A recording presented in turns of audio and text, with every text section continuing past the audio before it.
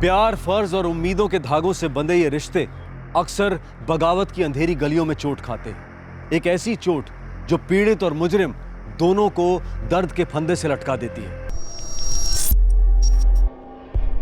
नहीं बाबा, आपने मेरे को प्रॉमिस किया था कि अगर मैं सेकेंड ईयर क्लियर करूंगा तो आप मेरे को बाइक लेके दोगे। नहीं सूरज, ठीक से याद करो, मैंने क्या बोला था? मैंने ये बोला था कि सेकंड ईयर में अगर तुम फर्स्ट क्लास लेके आओगे तो मैं तुम्हें बाइक लेके दूंगा। बाबा, आप अपनी बात से पलटी मार रहे हो, लेकिन देखना, अगर आप मेरे को बाइक नहीं लेके दोगे ना तो मैं थर्ड ईयर में जाऊंगा ही नहीं। आई, तेरे सामने प्रॉमिस किया था ना बाबा ने, आता सांग ना। आहो, असं काय करताय?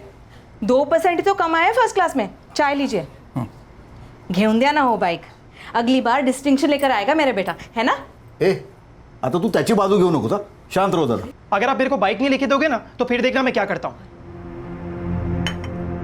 काय तू धमकी देतोयस मला? कब तक मैं अपने दोस्तों से राइड मांगूंगा? अब मैं और वेट नहीं कर सकता बाबा। एक कहावत है, मूछें जब निकल आती है तब युवक को ना दुनिया दिखती है ना दुनियादारी। जवानी की जिद गर्म लोहे की बनी होती है और उस जिद की मांगों के सामने अक्सर माँ बाप को पिघलने के अलावा और कोई चारा नहीं होता।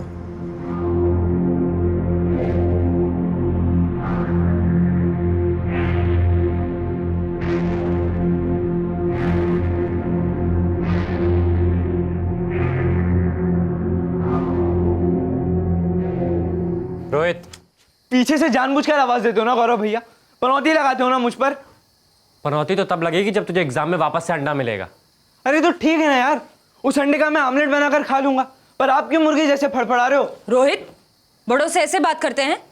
अम्मा, इस गौरव को समझा लो, इसकी पढ़ाई तो इससे संभलती है नहीं, मुझको बड़ा ज्ञान बांटने चला है। रोहित, रोहित! माँ तुम भी, अरे यार ऐसा लगता है जैसे सब खाली बैठे हो, कोई काम नाम है करने को कि नहीं है? अरे पर इतनी रात गए, तुम जा कहाँ रहे हो?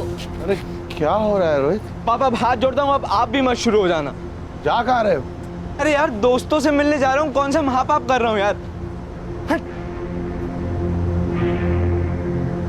लाड दो धारी तलवार है, ना करो तो हमारा दिल जलता है, ज्यादा करो तो बच्चा सर चढ़ता है।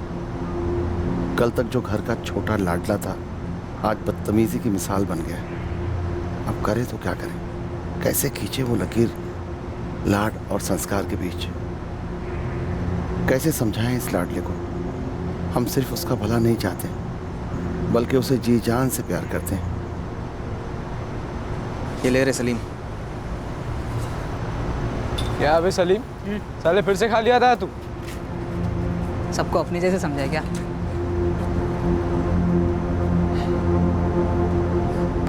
देख, पूरा पैकेट लाया। ए वंटा, सही हाँ? पुनीत बेंद्रे, उम्र 17 साल। इनके घर का हाल कुछ अलग नहीं था। पुनीत, रात्रीचं कुठं भटकायला चाललाय तू? बस दोस्तों में बैठने जा रहा हूँ थोड़ी देर। देख, बैठना है ना तो मोहित के साथ पढ़ाई करने को बैठ, नहीं तो मेरे साथ सब्जी की लारी में आके बैठ। अरे तेरे बैठने का कुछ तो फायदा होना चाहिए। सुन तो, तेरे दोस्तों की संगत अच्छी नहीं है। जिंदगी भर आवारागर्दी करते फिरेगा तू, हाँ? घर कब संभालेगा? देवा, कैसा होगा इसका, मेरे को कुछ समझ में नहीं आ रहा है।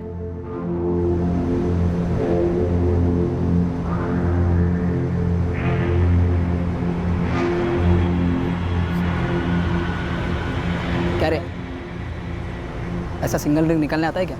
सलीम कुरैशी, उम्र 17। ये जितना बेफिक्र था उतना ही उसकी अम्मी और बहन परेशानी से बेहाल थे। सलीम, मैं 4-4 घरों में बर्तन घिसती हूँ। तेरी बहन शबाना 3 घरों में काम करती है, और तू? अरे कुछ तो शर्म कर बेटा। खून जलाकर तुझे स्कूल भेजा कि हमें थोड़ी राहत मिले, लेकिन तू है कि हमारी कमाई जुए और नशे में उड़ा रहा है। सलीम, मैं तुझसे बात कर रही हूँ। सलीम, सलीम कहाँ जा रहा है तू? तू कहाँ जा? मेरी बात सुन सलीम। या अल्लाह, किस गुनाह की सजा दे रहा है तू हमें?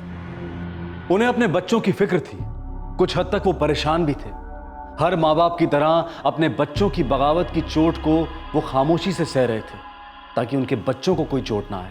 जवानी की दहलीज पर खड़े अपने बच्चों को वो ये सिखाने की कोशिश कर रहे थे कि बुराई की गिरफ्त में इस दुनिया से अच्छाई को कैसे छाना जाए। लेकिन जब इन नवयुवाओं का आक्रोश एक गहरी चोट बनकर इन परिवार वालों पर बरसा तो ये मां बाप सदमे के भवंडर में डूबकर हाथ पैर मारते रहे। वो समझ ही नहीं पा रहे थे कि बात कब और कैसे इतनी बिगड़ गई। उन्होंने ऐसा क्या किया जो उन्हें नहीं करना चाहिए था और ऐसा क्या नहीं किया जो उन्हें करना चाहिए था।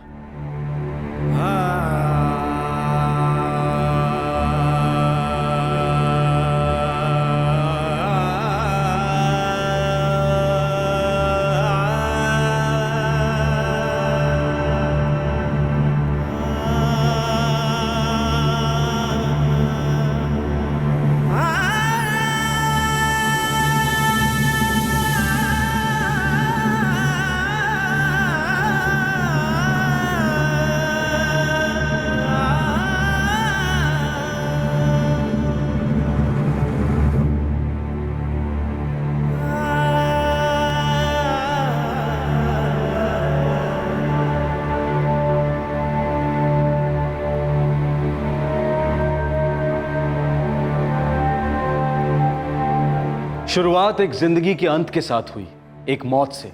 एक लावारिस लाश पाई गई जो अपनी कहानी बोल ही नहीं रही थी।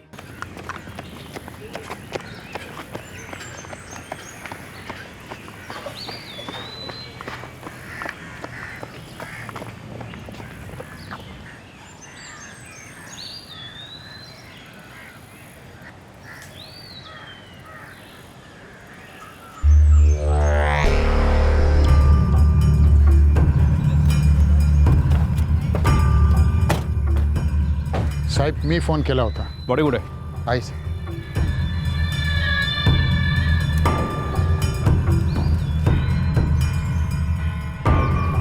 पूरी जगह सर्च करो. आपने देखी थी पहले?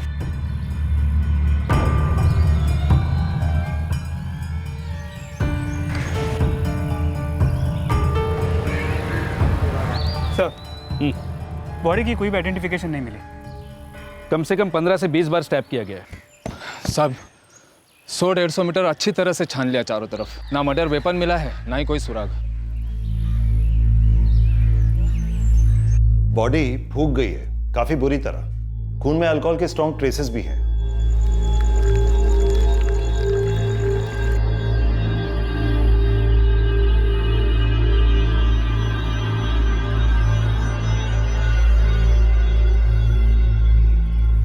सर, लगता है यहाँ पे ड्रिंक्स पार्टी हो रही थी. पर पोद्दार बॉटलें कहीं दिखाई नहीं दे रही. सर, यहाँ पे सिगरेट भी पी गई है. या तो यहाँ पे काफ़ी लोग सिगरेट पी रहे थे या कुछ लोगों ने मिलकर काफ़ी सिगरेट पी. स्टैबिंग कितनी बार हुई है? लगभग 20 से 25 बार. मौत की टाइमिंग? आपको बॉडी मिलने के 12 से 15 घंटे पहले मर्डर किया गया था. मतलब कल रात.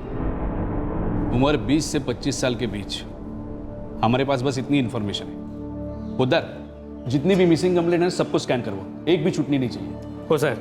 फूली हुई लाश और उस पर मिली रिस्ट वॉच की तस्वीरें मुंबई शहर के सभी पुलिस स्टेशंस में भेज दी गई इस इंफॉर्मेशन के साथ कि विक्टिम की उम्र 20 से 25 साल की है और उसने हाथ में घड़ी पहनी हुई है. दर्जनों मिसिंग कंप्लेंट्स की फाइलें खोली गई, खबरियों को एक्टिवेट किया गया, लेकिन पूरे 3 महीने बाद भी इस युवक की लाश का आइडेंटिफिकेशन नहीं हो पाया.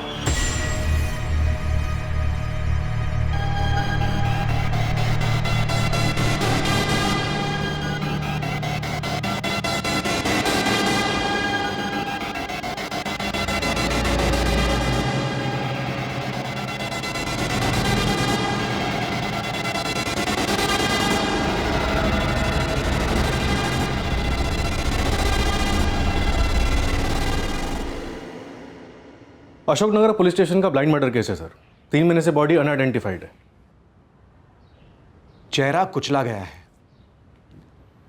जाहिर है इसकी शिनाख्त नहीं हो पाई होगी. लेकिन सर अजीब बात है, कोई भी मिसिंग कंप्लेंट मैच नहीं हुई. ऐसा लगता है इसकी मिसिंग कंप्लेंट किसी ने फाइल ही नहीं की है.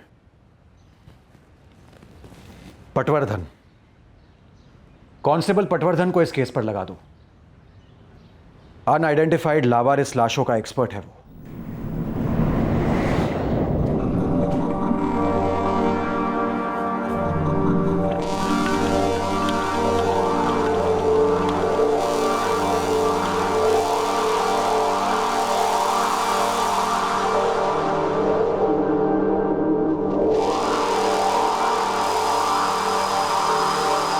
पटवर्धन जी, कुछ टाइम मुंबई में जितने भी 20 से 25 साल के लड़कों की मिसिंग कंप्लेंट थी, उन सभी के माँ बाप को बुलाया था शिनाख्त के लिए। कुछ निकला नहीं। देखता हूँ मैं क्या कर सकता हूँ। वैसे 2 साल पहले एक ऐसा ही केस यहाँ आया था, काफी टेढ़ा मेढ़ा था, लेकिन लास्ट में सीधा हुआ। वो तो होना ही था, आप जो लगे हुए थे। थैंक यू पोद्दार साहब।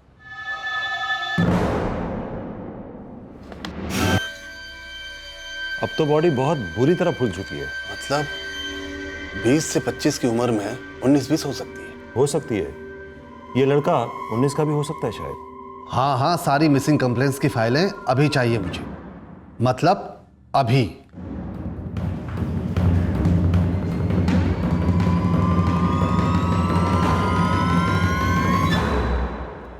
साहब जी आइए ना।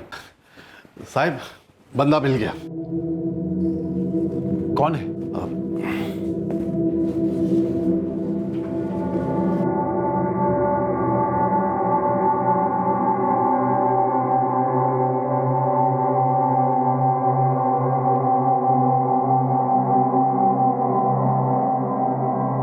रोहित ठाकुर, 16 साल।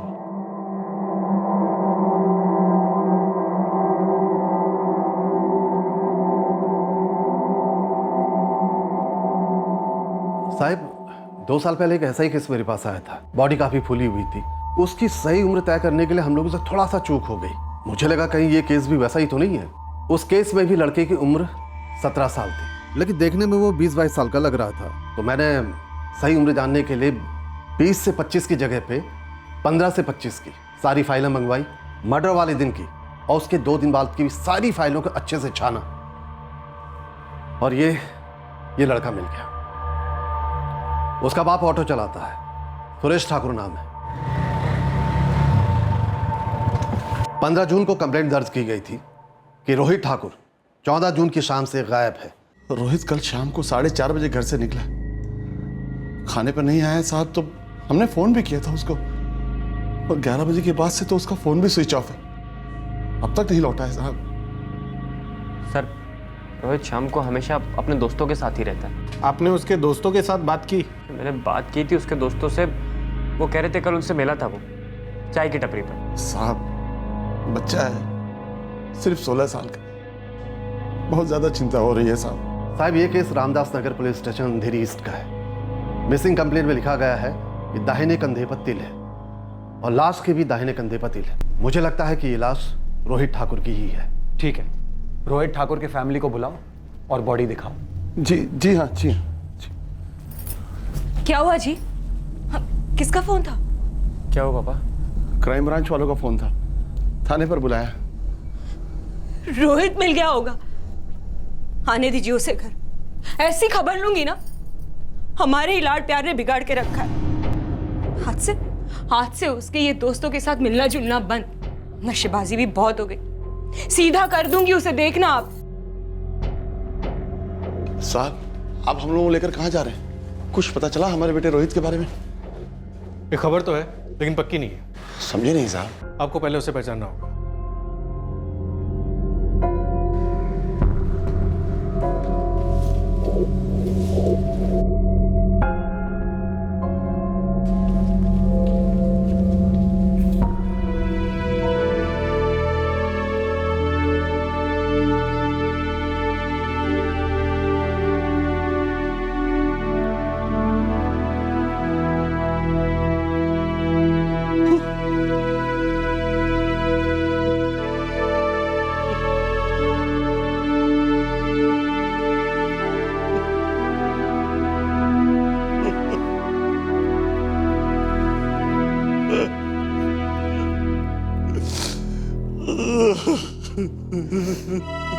गौरव, क्या लाश तुम्हारे भाई रोहित की है?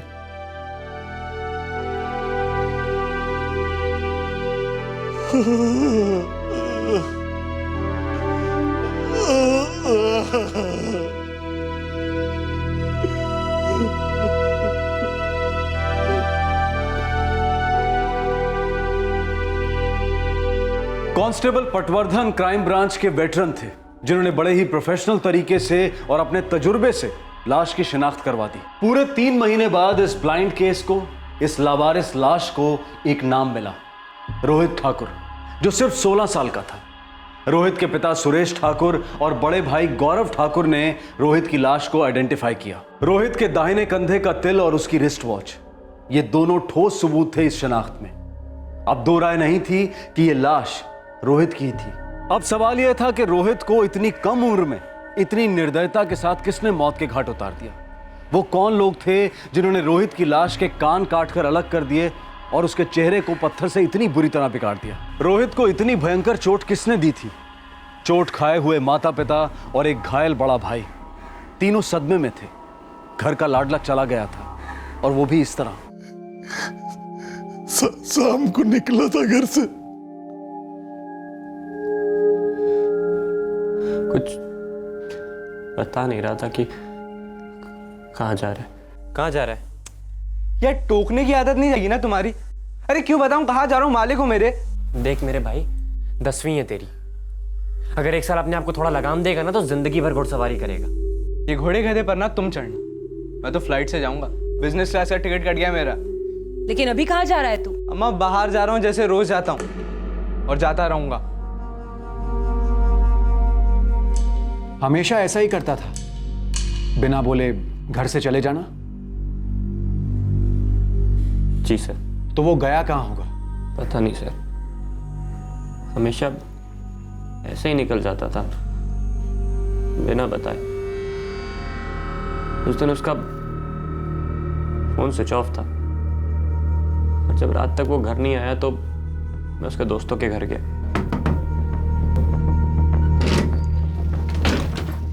अब काकी पुनीत है? क्या हुआ? रोहित का है? वो तो शाम को अड्डे पर चाय पीकर निकल गया था कहीं। हाँ हाँ, चाय के अड्डे पर आया था, कटिंग मारा और कट लिया। हाँ लेकिन कहाँ कट लिया? रोहित अब तक किसी को बताया वो कहाँ जा रहा है, क्यों जा रहा है? तो पुनीत बेंद्रे और सलीम कुरैशी के अलावा उसके और कोई दोस्त थे? नहीं सर, जहाँ तक मुझे मालूम है यही दो थे। उसके पास कितने मोबाइल थे? एक ही था। नंबर दो।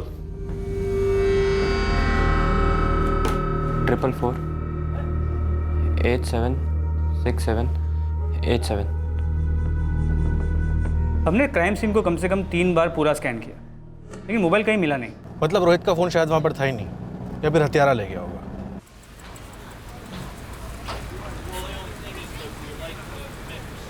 साहब, हमारी रोज़ शाम को मंडली जमती थी साहब वहाँ पर। अब उसके और कौन दोस्त थे वो मुझे नहीं मालूम साहब। और रोहित स्कूल भी तो पढ़ता है ना साहब, तो होंगे वहाँ से भी कोई। उसका कभी किसी से कोई लफड़ा, कोई राड़ा, कोई मारा मारी? नहीं साहब, रोहित वैसे सुमड़ी में ही रहता था और कुछ धतिंग नहीं करता था ज़्यादा। मैकेनिक का काम सीख रहा हो साहब। रोहित तेरा खास दोस्त था? हाँ साहब। सलीम, रोहित का गेम किसने बजाया था? साहब मुझे पता होता तो मैं आपको कब का बोल देता। जितना मालूम था उतना बोल दिया आपको। उस दिन वो चाय पीने आया, चाय पिया और फटक करके निकल गया। हाँ वो बताया तूने, अब आगे बता। चाय की टप्पी से कहाँ गया था वो? बोला ना साहब आपको, वो बोल के नहीं गया। वो कभी भी कुछ भी नहीं बोलता था। मतलब कुछ छुपाता था? मुझे नहीं पता साहब। उसका कोई लड़की का लफड़ा, कोई गर्लफ्रेंड? नहीं मालूम। तेरे खास दोस्त के बारे में तेरे को कुछ भी नहीं पता, या कभी उसने जिक्र नहीं किया? नहीं किया साहब, हम तो बस अपने मस्ती में ही रहते। एक बार मुझे चेहरा देखना।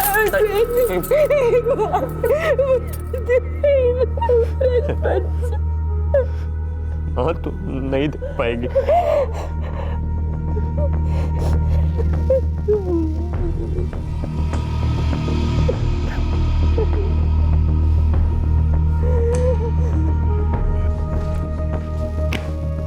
सर, 14 जून को रोहित ठाकुर शाम 6:30 बजे तक कुरला में था और वो घर से 4:30 बजे निकला था।